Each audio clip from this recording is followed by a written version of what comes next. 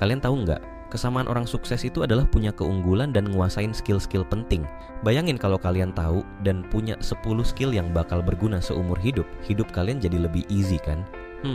Tapi saya yakin kalian pasti banyak yang belum tahu atau belum nyadarin pentingnya semua skill ini. Atau mungkin kalian udah tahu tapi belum menerapkannya. Makanya simak baik-baik. Karena di video ini kita akan bahas 10 skill paling berharga yang bisa kalian kuasai, yang dampaknya besar banget buat kehidupan pribadi dan profesional kalian. Dan begitu kalian menguasainya, skill-skill ini bakal terus bermanfaat selamanya. Oke, udah siap naik level? Saksikan terus video ini sampai habis.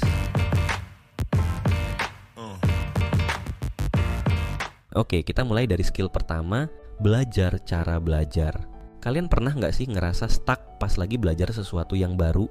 Kayak udah belajar mati-matian tapi nggak ada progres yang berarti gitu. Nah, ternyata itu tandanya kalian belum menguasai skill belajar cara belajar ini. Belajar cara belajar itu maksudnya gimana sih? Jadi intinya, kalian harus paham gimana cara otak kalian menyerap informasi dengan optimal. Karena setiap orang punya gaya belajar yang beda-beda. Ada yang lebih gampang paham kalau dijelasin secara visual, ada yang harus dengerin penjelasan, ada juga yang mesti praktek langsung. Gini deh analoginya, belajar itu ibaratnya kayak mendaki gunung. Kalau kita nggak tahu jalurnya, nggak bawa perlengkapan yang sesuai, pasti bakal susah banget sampai ke puncak.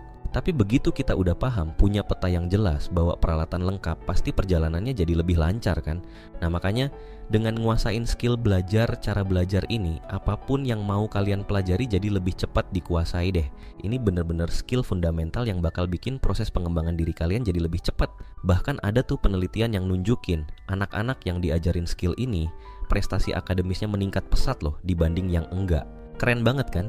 Jadi jangan ragu buat luangin waktu ngulik dan eksplorasi gaya belajar yang paling cocok buat kalian ya. Ini investasi jangka panjang yang nggak bakal bikin rugi deh. Skill selanjutnya yang nggak kalah penting nih guys, yaitu kemampuan beradaptasi. Soalnya zaman sekarang ini semuanya berubah dengan cepet banget. Teknologi, tren, cara kerja semuanya dinamis abis. Kalau nggak bisa adaptasi, bisa-bisa kita ketinggalan kereta nih. Gini deh, coba deh bayangkan gimana rasanya kalau dilempar ke tengah hutan belantara yang sama sekali asing buat kita. Pasti, yang ada di pikiran kita cuma satu. Aduh, gimana ya caranya bertahan hidup di sini? Nah, situasi kayak gitu tuh mirip banget sama situasi yang sering banget kita hadapin sehari-hari. Buat kalian yang masih kuliah, pasti tahu banget kan perubahannya sekarang seberapa masif. Belajar yang tadinya tatap muka, tiba-tiba mesti online. Buat yang udah kerja juga sama aja, meeting yang tadinya harus di kantor sekarang bisa dari rumah aja. Belum lagi kalau kita ngomong soal teknologi ya, itu mah berubahnya udah kayak kedipan mata aja saking cepatnya. Nah makanya guys, kalau mau tetap eksis dan gak gampang kudet, kita harus punya skill adaptasi yang tinggi. Caranya tuh bisa dimulai dari yang simple dulu. Misalnya kayak berani keluar dari zona nyaman, belajar hal-hal baru, atau gak gampang nolak perubahan. Ada tuh quote bagus dari Charles Darwin yang bilang, bukan yang terkuat atau terpintar yang akan bertahan, tapi yang paling adaptif terhadap perubahan. Jadi intinya, mau gak mau, suka gak suka, kita mesti bisa beradaptasi kalau mau survive. Nah sekarang kita beralih ke skill yang sering banget diremehkan nih, kecerdasan emosional alias EQ. Jangan salah loh, faktanya tuh EQ itu sama pentingnya, bahkan kadang lebih penting dari IQ.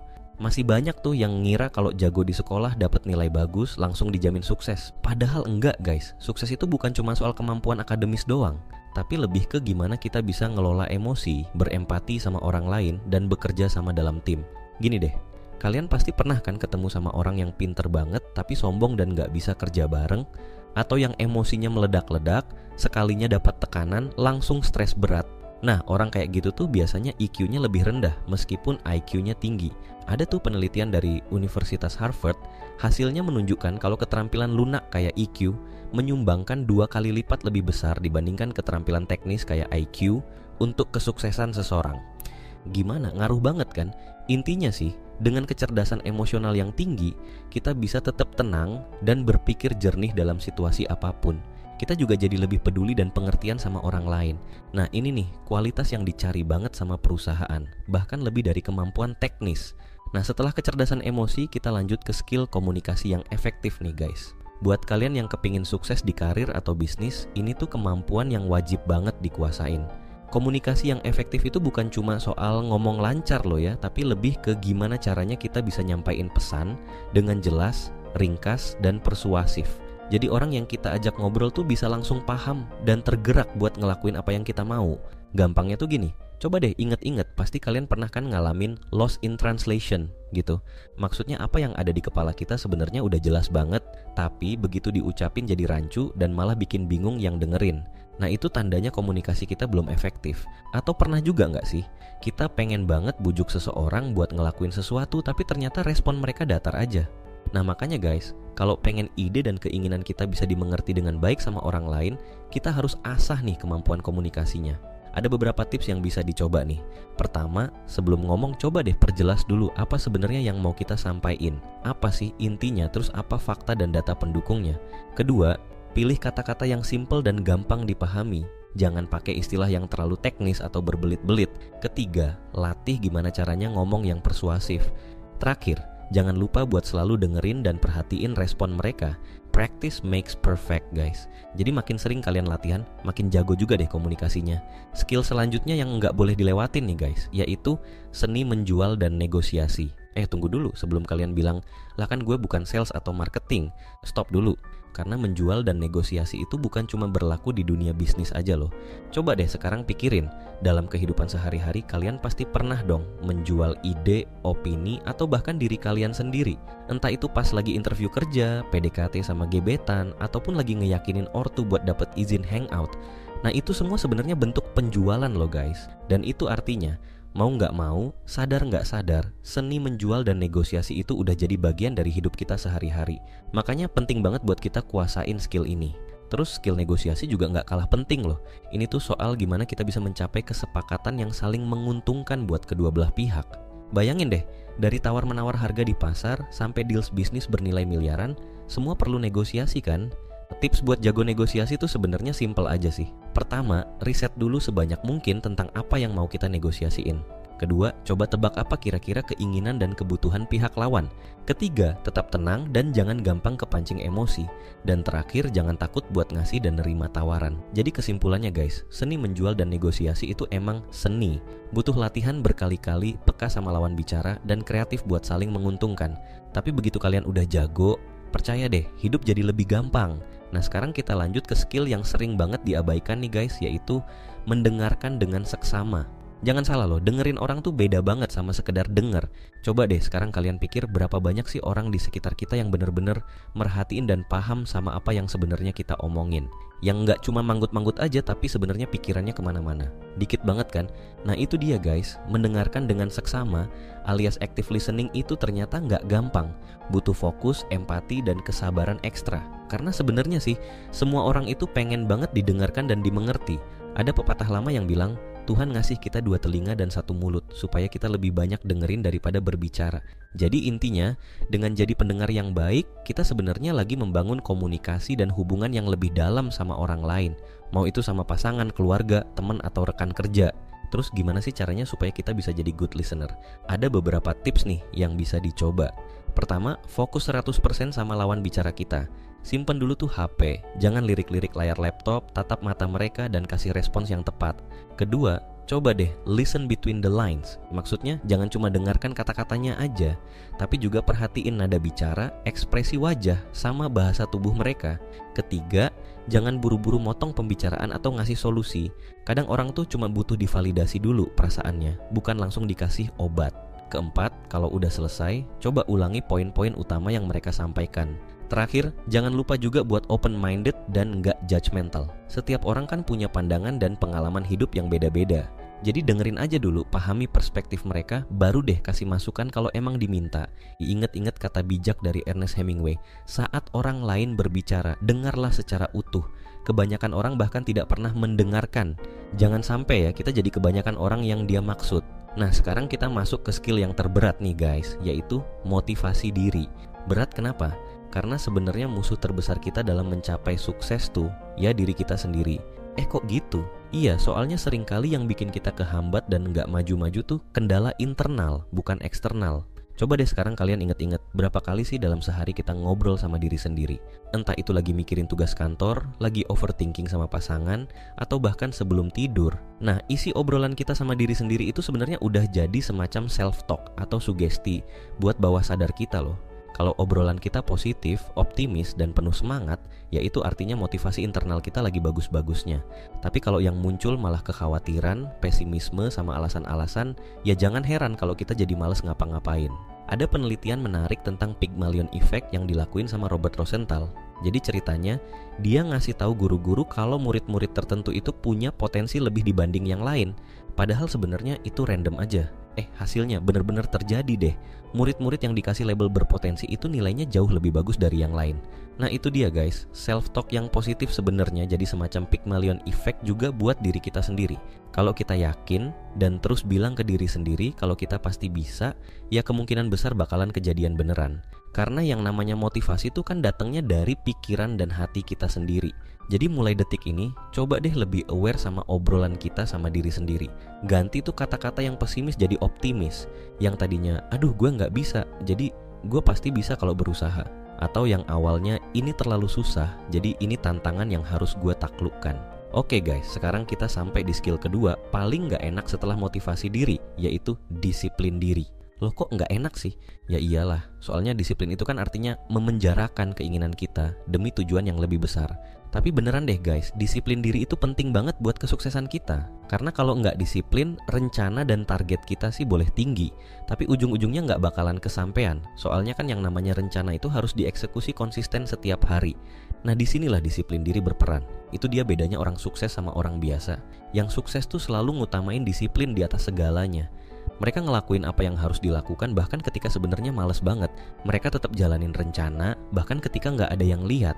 Tapi tenang guys, disiplin itu juga bukan berarti jadi kaku dan nggak fleksibel ya. Maksudnya, kita bisa kok sesekali reward diri sendiri kalau sudah konsisten. Misalnya, kalau udah seminggu penuh rajin olahraga, hari Minggu bolehlah makan sepuasnya sambil nonton Netflix seharian. Ada nih quote dari Jim Rohn yang bagus banget. Disiplin adalah jembatan antara tujuan dan pencapaian. Jadi sebenarnya disiplin itu ibarat jembatan yang menghubungkan kita ke kesuksesan. Tanpa ada jembatan itu, sebagus apapun tujuan kita di seberang sana, ya nggak bakalan nyampe-nyampe deh. Percaya deh, kalau kita udah jago mendisiplinkan diri sendiri, bakal lebih gampang mengejar semua mimpi-mimpi kita. Karena kata kuncinya cuma satu, konsisten. Wah, sekarang kita udah masuk ke skill yang sangat krusial nih guys, yaitu manajemen waktu. Ini tuh sebenarnya pengembangan dari skill disiplin diri yang tadi udah kita bahas. Intinya, gimana caranya kita mengoptimalkan waktu yang terbatas supaya bisa mencapai target maksimal dalam satu hari. Sering banget kan kita dengar orang bilang, kurang waktu nih, atau gila sibuk banget gue seharian.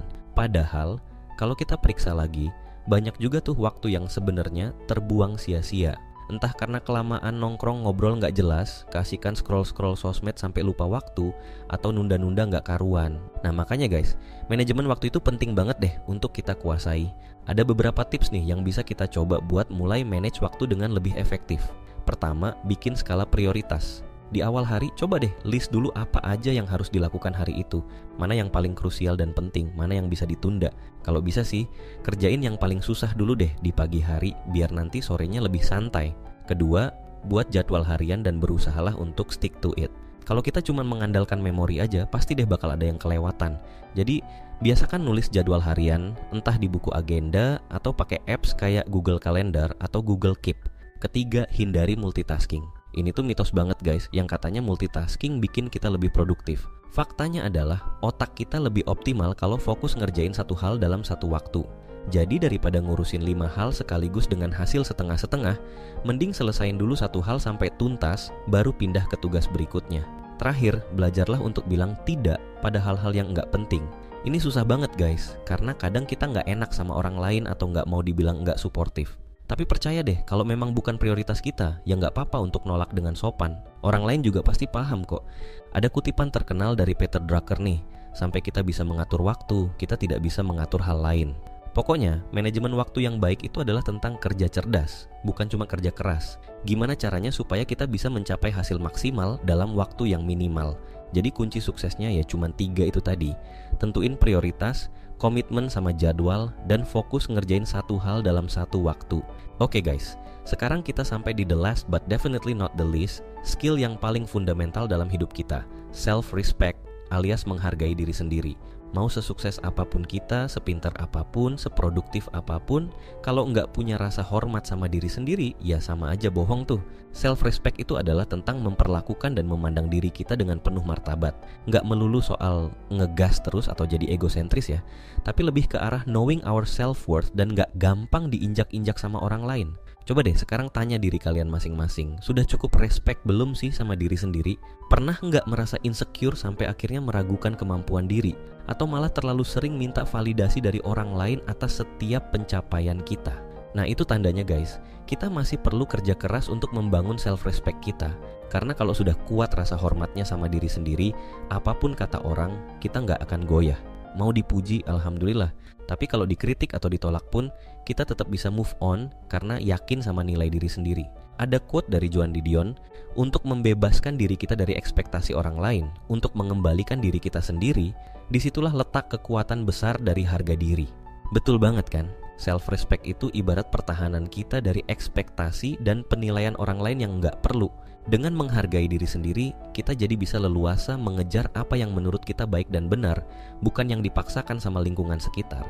Terus gimana sih cara membangun self-respect yang kuat itu? Pertama, coba kenali dulu strengths dan weaknesses kita. Pahami betul apa yang jadi kelebihan kita supaya kita bisa lebih percaya diri. Tapi di saat yang sama, juga sadari apa kekurangan kita agar kita bisa terus improve dan nggak jadi arogan. Kedua, belajarlah untuk ngasih batasan dan berani bilang tidak kalau memang dirasa nggak sesuai dengan nilai-nilai kita. Ketiga, jangan lupa untuk selalu bersikap baik dan penuh kasih sayang pada diri kita sendiri. Kita semua pasti pernah salah, gagal atau nggak sesuai ekspektasi. Tapi bukan berarti kita layak dicaci maki, apalagi sama diri sendiri. Coba deh posisikan diri kita sebagai sahabat terbaik buat diri sendiri. Kalau kita lagi down, ya hibur. Kalau kita lagi stuck, ya semangatin. Pokoknya, perlakukan diri kita sebaik kita memperlakukan orang-orang yang kita sayangi. Terakhir, biasakan diri untuk merayakan setiap keberhasilan kecil yang udah kita capai. Entah itu berhasil bangun pagi tepat waktu, akhirnya beres ngerjain tugas berat, atau bisa konsisten olahraga seminggu penuh. Dengan menghargai progres sekecil apapun, kita memupuk rasa cinta dan respect ke diri sendiri. Lama-lama, kita jadi lebih yakin dan paham deh bahwa kita mampu melakukan banyak hal hebat. Di akhir pembahasan tentang self-respect ini, coba deh kita renungkan quote dari Roy Bennett. Hargai dirimu dengan cukup untuk menjauh dari apapun yang tidak lagi bermanfaat bagimu, tidak lagi membesarkanmu, atau membuatmu bahagia. Karena menghargai diri sendiri itu bukan cuma soal merasa baik tentang pencapaian kita. Lebih dari itu, self-respect adalah tentang berani ambil keputusan untuk hidup yang lebih berkualitas. Apapun itu keputusannya, selama kita udah kenali dan respect diri sendiri, niscaya nggak akan nyesel deh. Jadi guys, gimana nih setelah kita bahas tuntas 10 skill yang bakal berguna seumur hidup ini? Semoga pada dapat pencerahan ya, dan makin termotivasi untuk terus upgrade diri. Nah sekarang, coba deh kalian pilih satu dari 10 skill tadi yang menurut kalian paling perlu diasah lagi dalam hidup kalian. Terus coba praktekin salah satu tips yang udah dikasih selama seminggu ke depan. Kalau udah, jangan lupa share juga dong perkembangan kalian di kolom komentar. Ceritain aja gimana pengalaman kalian selama nyoba tips-tipsnya, kendala apa yang dihadapi, atau malah success story. Karena kita semua di sini adalah komunitas yang saling belajar dan menguatkan. Last but not least, jangan lupa subscribe channel ini dan nyalakan notifikasi biar nggak ketinggalan video-video kita selanjutnya. Jadi sekali lagi guys, terima kasih banyak udah mau meluangkan waktu buat nonton video ini sampai akhir. I really appreciate that dan semoga bermanfaat ya ilmunya. Kita ketemu lagi di video selanjutnya.